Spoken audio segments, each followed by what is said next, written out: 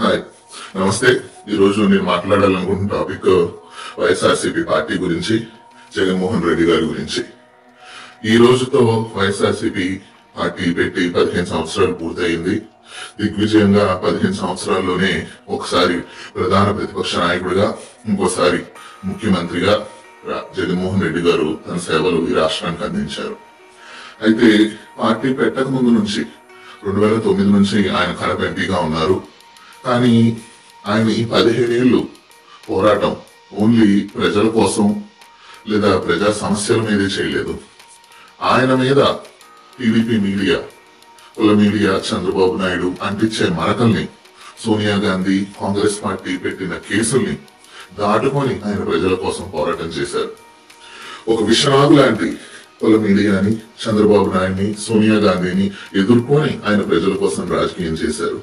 ఆయన రాజకీయాల్లోకి రాకముందు నుంచి 2004 నుంచి చంద్రబాబు నాయుడు ఎంత తెలివైనడంటే 2004 నుండే ఆయన రాజకీయాల్లోకి రాకముందు నుండే ఆయన మీద అసెంబ్లీ సాక్షిగా విష ప్రచారం మొదలు పెట్టడం స్టార్ట్ చేశారు.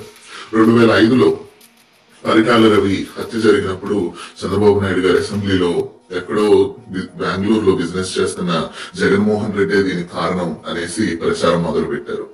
అయితే అప్పటి ముఖ్యమంత్రి వైఎస్ రాజశేఖర రెడ్డి లేసి సిబిఐ విచారణ వేసుకోండి నా కొడుకు మీద అని చంద్రబాబు నాయుడుకి సవాల్ ఇస్తారు. సిబిఐ కేసు పెట్టారు. మరి ఆ హత్య కేసు ఏమైందో మీ అందరికీ తెలుసు. ఆ తర్వాత 2009లో జగన్మోహన్ రెడ్డి గారు ఎంపీ అయ్యారు.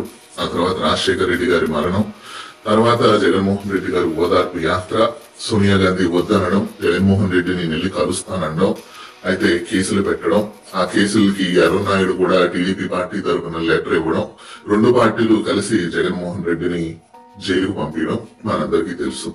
16 నెలలు జైల్లో పెట్టినా గాని ఆయన ఏమాత్రం వెనక్కి సడలేదు, ఏమాత్రం భయపడలేదు. ప్రజల తరపుని నిలబడ్డాడు, పోరాటం చేశాడు, ముఖ్యమంత్రి అయ్యాడు. ఎంత విష ప్రచారం అంటే ఆయన్ని తొక్కేయాలని, జగన్మోహన్ రెడ్డి అనే వాడిని రాష్ట్రంలో లేకుండా చెయ్యాలని, వైఎస్ఆర్సీపీ అనే పార్టీని రాష్ట్రంలో లేకుండా చెయ్యాలనేసి చంద్రబాబు నాయుడు, కుల మీడియా చెయ్యని ప్రయత్నం అంటూ లేదు. ఇప్పుడు పవన్ కళ్యాణ్ ని తోడు తెచ్చుకొని పవన్ కళ్యాణ్ ని జగన్మోహన్ రెడ్డి గారి మీద అస్త్రంగా వాడాలని టీడీపీ కుల మీడియా ప్రయత్నిస్తున్నాయి. ఎందుకంటే వైఎస్ జగన్మోహన్ రెడ్డి ఒక మాస్ ఇమేజ్ ఉన్న నాయకుడు. ఆయన బయటకు వస్తే లక్షలాది మంది ప్రజలు బయటకు వచ్చే పరిస్థితి. కానీ చంద్రబాబు నాయుడు, లోకేష్ వస్తే ఆ పరిస్థితి లేదు. సో జగన్మోహన్ రెడ్డిని కంప్లీట్ గా నిర్వీర్యం చేసి ఆయన ఫ్యాన్ ఫాలోయింగ్ ని తగ్గించాలి అనేసి పవన్ కళ్యాణ్ అనే ఒక ఆయుధాన్ని వాడుకోవాలని చంద్రబాబు నాయుడు ఇప్పుడు ట్రై చేస్తున్నాడు. అయినా గాని ఈ కష్టాలన్నీ ఎదుర్కొంటూ, ఈ విష ప్రచారాలన్నీ ఎదుర్కొంటూ బాబాయిని జగన్మోహన్ రెడ్డి చంపాడనేసి అంటారు, తల్లి చెల్లిని రోడ్డు మీద పడేశానంటారు, ఎగ్గు పఫ్ఫుల కోసం 400 కోట్లు అంటారు, ఋషికొండ బిల్డింగ్ వైఎస్ జగన్మోహన్ రెడ్డిది అంటారు, జగన్మోహన్ రెడ్డి ఆర్థిక విధ్వంసం అంటారు, 15 లక్షల కోట్లు అంటారు. ప్రతి రోజు ఈ 4 మీడియా ఛానళ్లు, 2 న్యూస్ పేపర్లు చంద్రబాబు నాయుడు నోటి వెంట జగన్మోహన్ రెడ్డి అనే పేరుతో వీళ్ళు చేస్తున్న విష ప్రచారాన్ని తిప్పి కొడుతూ 15వ సంవత్సరంలోకి ఇవాళ వైఎస్ఆర్సీపీ అడుగు పెట్టింది. ఇది ఇంకా కంటిన్యూ అవుద్ది.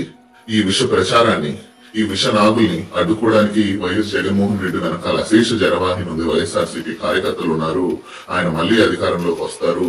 ఈ విష ప్రచారాన్ని రాష్ట్రంలో ఎవరు మంచి చేస్తారో, ఎవరు చెడు చేస్తారో ప్రజలు తెలుసుకోవాల్సిన పరిస్థితి వచ్చింది. ఒక నిజాయితీ గల నాయకుడు, ఒక నిబద్ధత కలిగిన నాయకుడు, ప్రజలకు మంచి చేయాలనుకున్న నాయకుడు వైఎస్ జగన్మోహన్ రెడ్డి. తన మీద కేసులున్నా, ఇన్ని కేసులున్నాయి, ఒక్కటన్నా ప్రూవ్ అయిందా? 10-12 ఏళ్లుగా కేసులున్నాయి. ఇప్పుడు సెంట్రల్ గవర్నమెంట్, బీజేపీ, కూటమి గవర్నమెంట్, ఎన్డీఏ గవర్నమెంటే కదా, ప్రూవ్ చేయొచ్చు కదా. ప్రూవ్ చేయలేకపోతున్నారు. ఎందుకంటే ఆయన ఒక నిజాయితీ గల నాయకుడు. ప్రూవ్ చేయలేకపోయినా గానీ రోజు మీడియాలో డిబేట్లు పెట్టి పబ్లిక్ ముందు ఆయన దోషిగా చూపించాలి, జనాల్ని బ్రెయిన్ వాష్ చేయాలి అనే విష ప్రచారం ప్రతి రోజు జరుగుతూనే ఉంది. ఆంధ్ర ప్రజలు ఇప్పటికైనా ఎవరు నిజాయితీ గల నాయకుడు, ఎవరు విష ప్రచారం చేసే నాయకుడు తెలుసుకొని సరైన నిర్ణయం వచ్చే ఎన్నికల్లో తీసుకోవాలని కోరుకుంటున్నాను. Thank you.